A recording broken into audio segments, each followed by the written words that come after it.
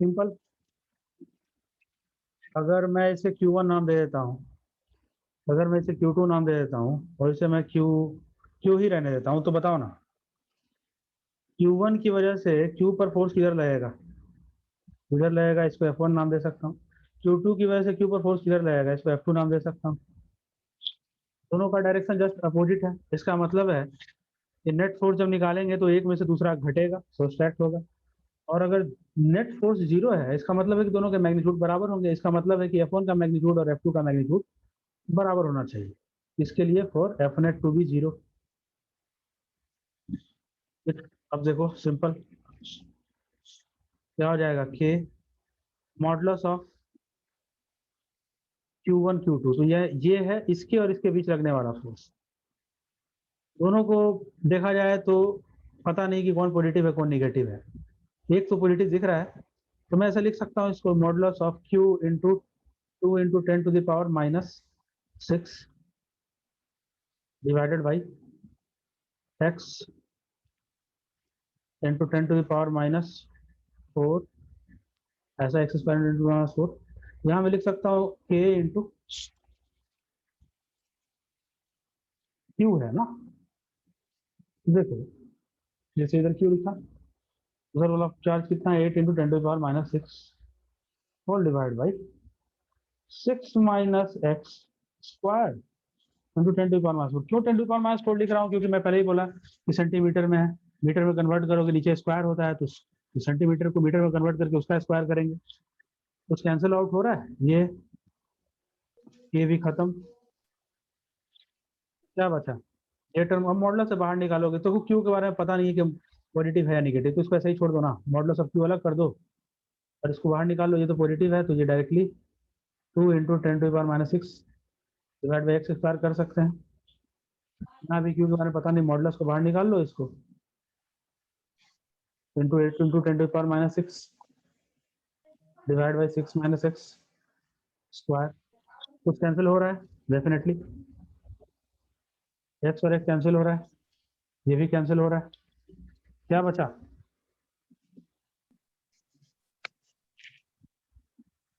2 divide by x square equal to 8 divide by x 6 minus x का square होगा। इससे ये 4 टाइम्स में कट जाएगा, तो आपके पास आएगा 1 divide by x square equal to 4 divide by 6 minus x का स्क्वायर। और यहाँ पे अगर रूट ले लोगे तो ये आएगा 1/x, ये हो जाएगा 2 divide by 6 minus x. It implies 6 minus x equal to 2x। It implies 6 equal to 3x। तो x इक्वल टू कितना आ गया, 2 सेंटीमीटर में आएगा। बना कितना है x इक्वल टू, यानी कि 2 माइक्रोकूलम से कितनी दूरी पर, 2 सेंटीमीटर की दूरी पर। चलो मैं इसको दिखा भी देता हूँ यहाँ पे। देखो ये है क्या, ये है तुम्हारा कितना माइक्रोकूलम था इधर बताओ, 2 माइक्रोकूलम। ये इधर कितना था, 8 माइक्रोकूलम। कितनी दूरी पर रखना पड़ रहा है, बताओ कितनी दूरी पर रखना पड़ रहा है क्यू चार्ज को, कितनी दूरी पर रखना पड़ रहा है, 2 सेंटीमीटर की दूरी पर। और ये डिस्टेंस कितना है, 6 सेंटीमीटर।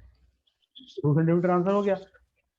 अब ये क्यू का वैल्यू कुछ भी रखोगे उस पर नेट फोर्स जीरो ही होगा। ये तो समझ में आ रहा है ना सबको, तो थोड़ी देर पहले बताया भी कि क्यू का वैल्यू कुछ भी रखोगे, पॉजिटिव रखोगे निगेटिव रखो, कुछ भी रखो, क्यू पर जो नेट फोर्स आएगा वो जीरो ही आएगा।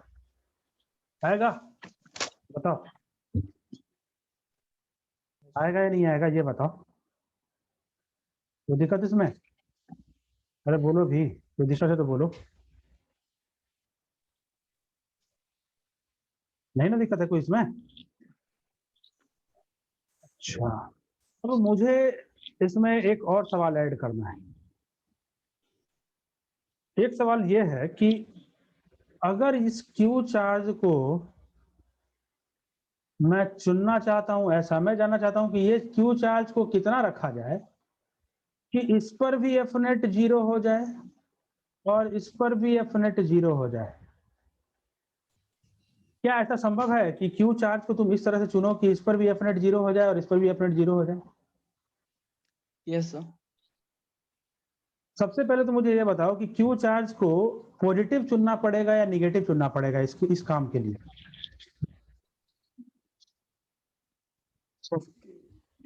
ये क्यू चार्ज कुछ भी हो सकता था, कुछ भी लेते तो यहाँ पर एफ नेट 0 होता, लेकिन अब हम चाहते हैं कि इस पर भी एफ नेट 0 हो जाए और इस पर भी एफ नेट 0 हो जाए। तो इस क्यू चार्ज को पॉजिटिव चुनना पड़ेगा या निगेटिव चुनना पड़ेगा? नेगेटिव।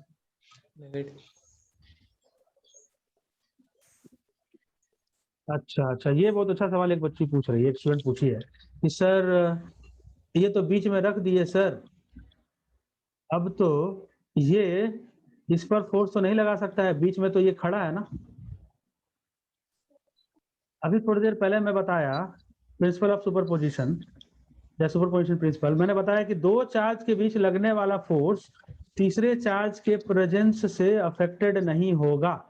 इसका मतलब है कि इस चार्ज, ये चार्ज जो है,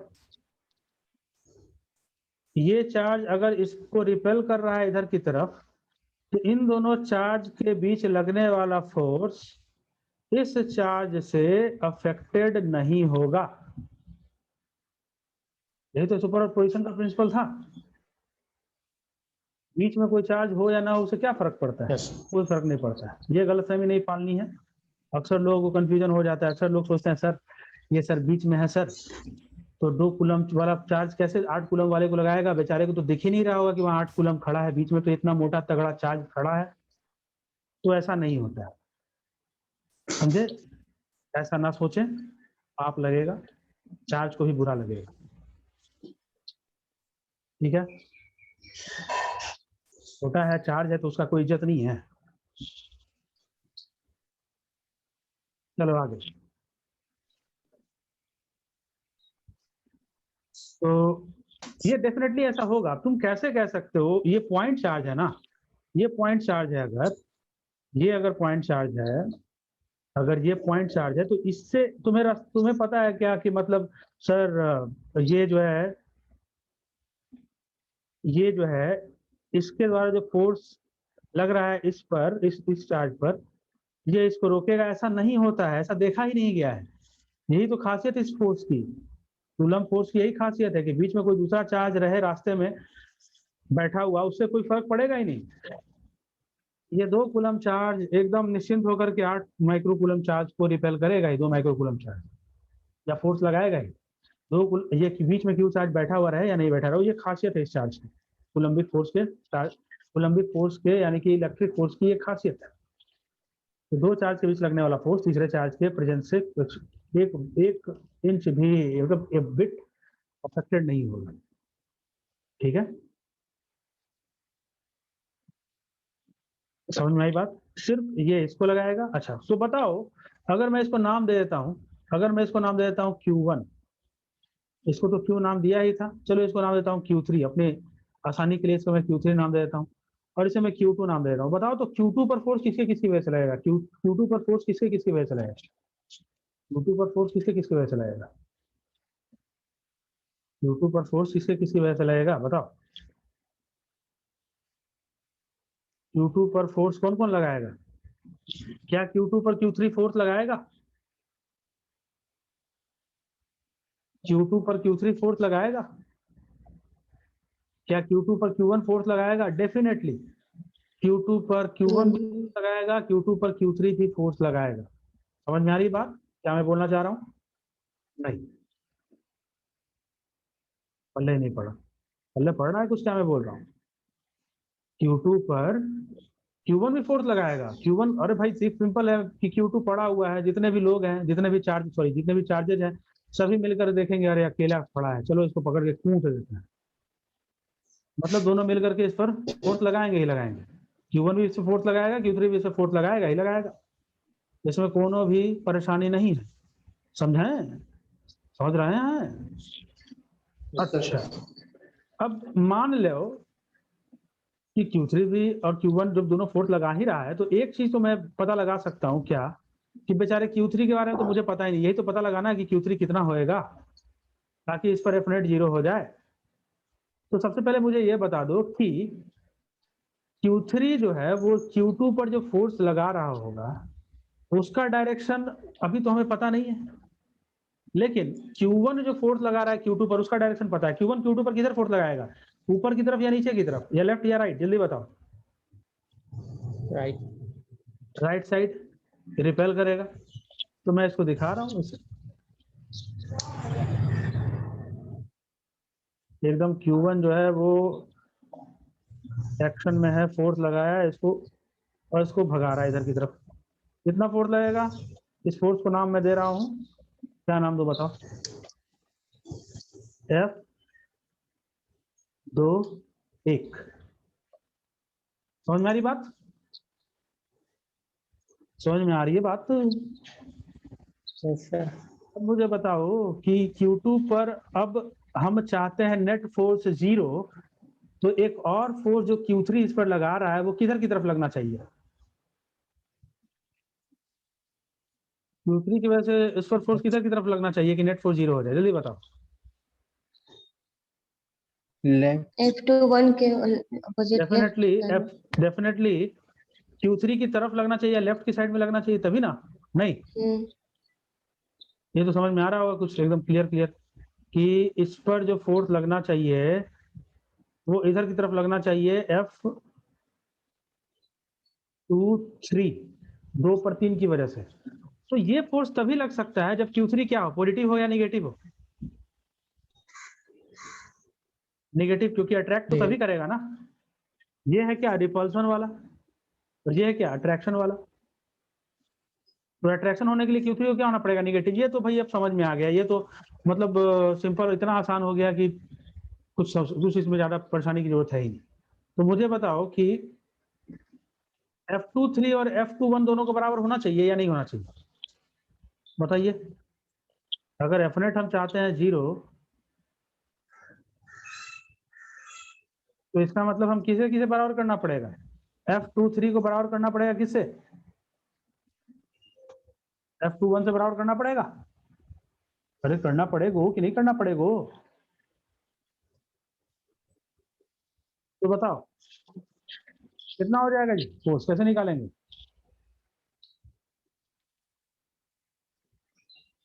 कैसे निकालेंगे, दोनों का फोर्स निकाल सकते हो? Yes sir. कैसे निकलेगा बताओ? F23 क्या लिखेंगे, जल्दी बताओ। F23 को K मैग्नीट्यूड बराबर कर रहे हैं ना यहाँ पे, K इंटू क्या लिखेंगे,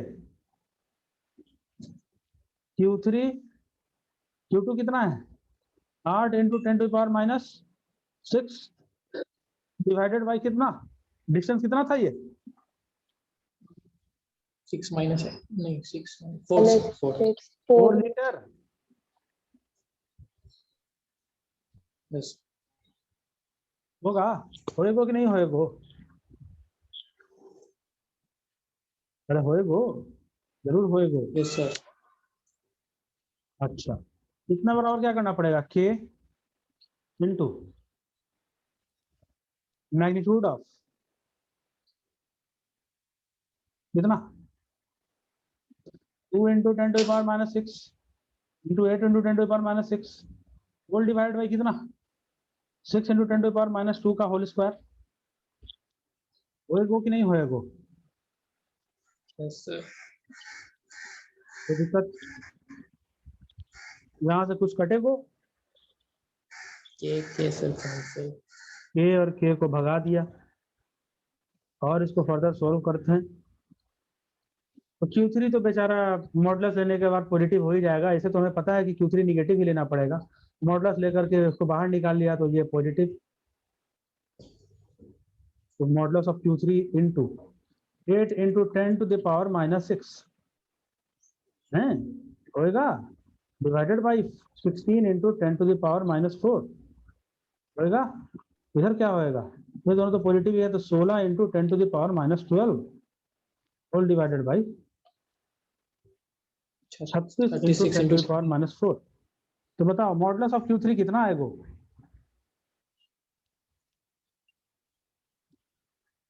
मॉडुलस ऑफ Q3 कितना आएगा?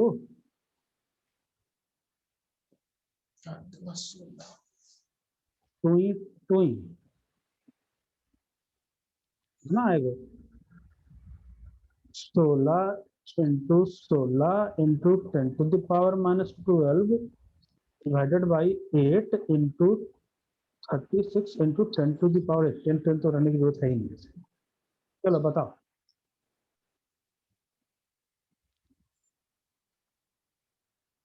होएगो? नहीं होएगो?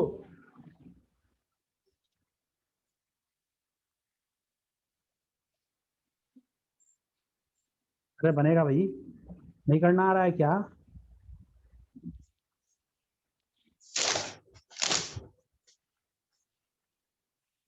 दो 18 कितना आया?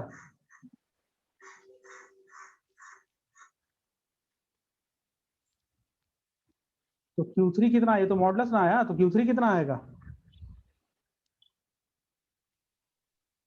क्या सही है? देख लो अच्छे से कैलकुलेशन, तो कोई गड़बड़ नहीं हुआ, देख लो अच्छे से।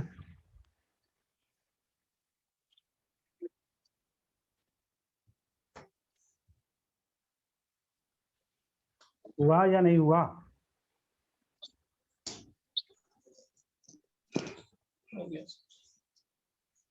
देख लो अच्छे से। देखो मैं यहाँ पर अलग फ्रेश एक उसी पिक्चर को यहाँ पर दिखा दिया हूँ, और ये अलग फिर फिगर डायग्राम भी बना दिया हूँ फिर से, अलग एक फ्रेश।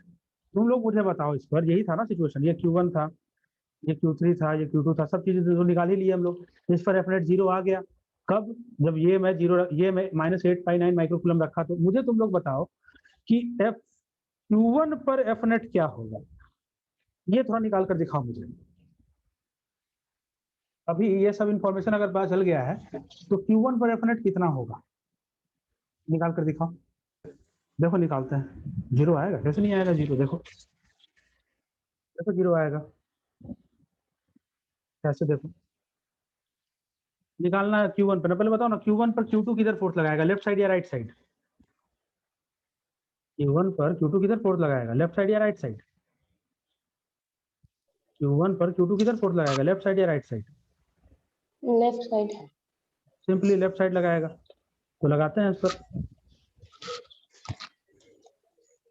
ये है Q1 पर Q2, लेफ्ट साइड फोर्स लगा रहा है इधर की तरफ।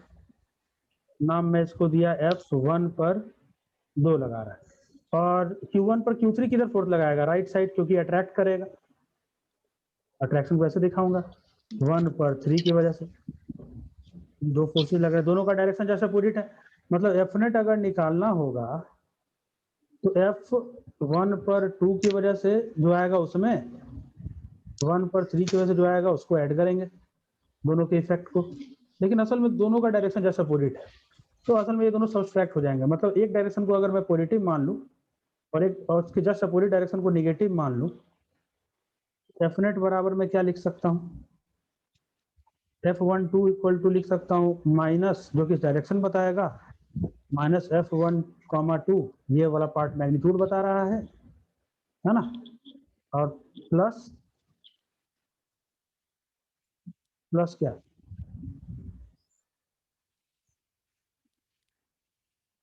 देखो माइनस साइन डायरेक्शन बताएगा, माइनस ऑफ F1,2, ये माइनस साइन डायरेक्शन बता रहा है, ये डायरेक्शन के लिए है, और प्लस इसका डायरेक्शन प्लस में है ही, तो लिखने की जरूरत है भी नहीं, तो डायरेक्टली आप 1,3 लिख सकते हो। तो ये टर्म क्या है, मैग्नीट्यूड। ये टर्म क्या है, मैग्नीट्यूड। चलो लिखते हैं, क्या हो जाएगा, माइनस F12 कैसे निकालोगे बताओ, तो F12 कैसे निकालोगे, F12 ए Q1 कितना है जी, मैग्नीट्यूड के लिए तो मॉडुलस लेना पड़ता है ना, तो Q1 कितना है बताओ, 2 into 10 to the power -6 into -8/9 into 10 to the power -6 whole divided by कितना है, ये दोनों के बीच का डिस्टेंस 2 सेंटीमीटर, तो 2 into 10 to the power -2 का whole square. Plus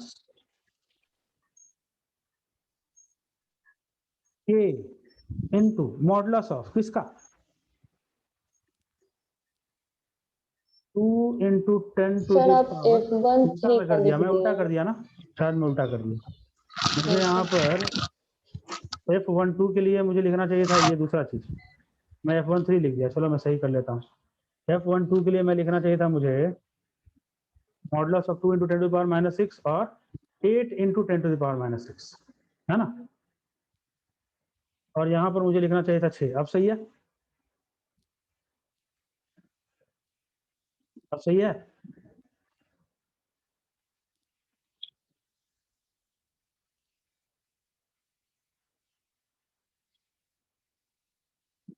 eight into 10 to the power minus 6 और नीचे क्या हो जाता, कितना डिस्टेंस है बताओ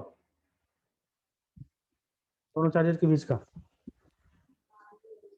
6 into 10 to the power minus 2 का whole square plus 2 into 10 to the power minus 6 है, plus 2 into 10 to the power, ये है आपका -6 into Q3 -8/9 into 10 to the power -6 और कुछ whole divide by 2 into 10 to the power -2 का whole square. ये हुआ, सोल्व कर सकते हैं इसको, यस सर। सोल्व कीजिए एफनेट। देखो बाहर निकलेगा क्या होगा, ये तो कॉमन सब में आएगा। यहाँ ये हो जाएगा -16 into 10 to the power -12 whole divide by 36 into 10 to the power -4, ये आएगा। यहाँ यस पर सर। आएगा plus plus plus 16 divided by 9 into 10 to the power -12 whole divided by 4 into 10 to the power -4। कुछ देखो ये 9 आ जाएगा डिनोमिनेटर में तो ये 36 हो जाएगा, नहीं यस सर। कट गया, नहीं कट गया पूरा का पूरा, खत्म, 0। ठीक है, होना भी चाहिए था ना, क्योंकि मैंने फेक पर 0 के लिए ये जो Q3 निकाला था, मैंने Q3 निकाला था यही मान करके ना कि Q2 पर नेट फोर्स 0 हो जाए। इस तरह का सवाल अक्सर पूछा जाता है जिसमें कि बोला जाता है कि Q3 को क्या चुने कि पूरा का पूरा सिस्टम इक्विलिब्रियम में आ जाए। इस तरह से ये सवाल, इस तरह के सवाल पूछे जाते हैं। तो इस तरह का सवाल जब भी आएगा तो इसी तरह से बनाएंगे। तो समझ में आया कैसे यूज करना है सुपरपोजिशन प्रिंसिपल का। अभी तो बस जितने भी चार्जेस जो देखे आप वो सभी एक ही लाइन के अलोंग थे, और भी कॉम्प्लिकेटेड सवाल होते हैं। जैसे एक लास्ट सवाल ये कर लो, एक लास्ट सवाल ये मैं दे रहा हूँ, ये कर लो एक लास्ट सवाल। इसमें क्या है कि एक स्क्वायर है और इस स्क्वायर के, हालांकि ये स्क्वायर रेक्टेंगल लग रहा है लेकिन 10 मान लो स्क्वायर है। इस स्क्वायर के यहाँ पर एक है प्लस 3 कूलम चार्ज रखा हुआ है, माइक्रो कूलम। यहाँ पर +2 माइक्रो कूलम रखा हुआ है, यहाँ पर भी +2 यहाँ पर -2 माइक्रो कूलम रखा हुआ है, और यहाँ पर -3 माइक्रो कूलम रखा हुआ है। ये साइड लेंथ है आपको दिया हुआ 2 सेंटीमीटर, ये भी 2 सेंटीमीटर दिया हुआ है। सेंटर पर एक चार्ज रखा हुआ है, इसके जस्ट सेंटर पर। चलो मैं एक काम करता हूँ, इसको मैं 2√2 सेंटीमीटर बना देता हूँ, ज़्यादा आसान हो जाएगा। तो सेंटर पर एक चार्ज रखा हुआ है, इस चार्ज का वैल्यू है 1 माइक्रो कूलम।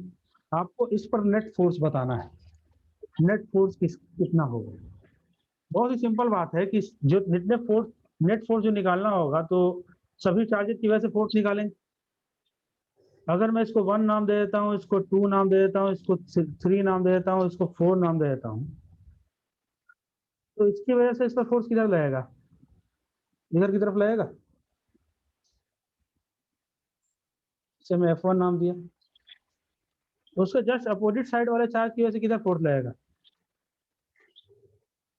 इधर ही फोर्स लगेगा, इसे मैं F3 नाम दे देता हूँ। कोई दिक्कत समझ में आ रही बात? उसी तरीके से Q2 की वजह से किधर फोर्स लगेगा, Q2 की वजह से अगर फोर्स निकालना हो तो किधर दिखाएगा फोर्स, Q2 की वजह से जो फोर्स लगेगा ये 2 की वजह से, ये फोर्स इधर आएगा, इधर रिपल्सन होगा। और फिर उसी तरीके से अगर आपको निकालने के लिए बोला जाए कि इसकी वजह से बताओ -2 की वजह से, तो वो भी इधर की तरफ ही लगेगा। तो ये हो जाएगा आपके पास कितना, इसे मैं अगर नाम दे दूं F2 तो इसे मैं नाम दूंगा F4। तो क्या देख रहे हो, सभी फोर्सेस का डायरेक्शन क्या सेम है क्या? सभी फोर्सेस का डायरेक्शन तो सेम नहीं है। हाँ, F2 और F4 का डायरेक्शन सेम है, F1 और F3 का डायरेक्शन सेम है। दिख रहा है सभी को? दिख रहा है? अब इस कंडीशन में कैसे नेट फोर्स निकालोगे बताओ, इस कंडीशन में नेट फोर्स कैसे निकालोगे? सारे के सारे फोर्सेस को जोड़ना पड़ेगा, इन दोनों फोर्सेस को जोड़ोगे, इन दोनों फोर्सेस को जोड़ोगे, इन दोनों फोर्सेस को जोड़ोगे, इन दोनों के बीच का एंगल पता करोगे। एंगल बता सकता है क्या कोई, क्या होगा इन दोनों के बीच का एंगल? तो बता सकता है एंगल क्या होगा? ये 90 ये कितना डिग्री एंगल होता है पता है तुम लोग? 90 90 हाँ, तो अगर पता चल जाए, ये दोनों के बदले एक फोर्स लिखोगे तुम लोग जोड़ करके, ये दोनों के बदले एक फोर्स लिखोगे, अब फिर रिजल्टेंट निकाल दोगे, रिजल्टेंट निकलेगा रिजल्टेंट। ये टास्क है आपका, उसके अलावा और भी कुछ टास्क और भी कुछ असाइनमेंट में भेज देता हूँ, इसको सोल्व करना है आपको, ठीक है? देख लीजिए, इस तरह का क्वेश्चन भी अब हम लोग मेनली डिस्कस करेंगे नेक्स्ट क्लास में।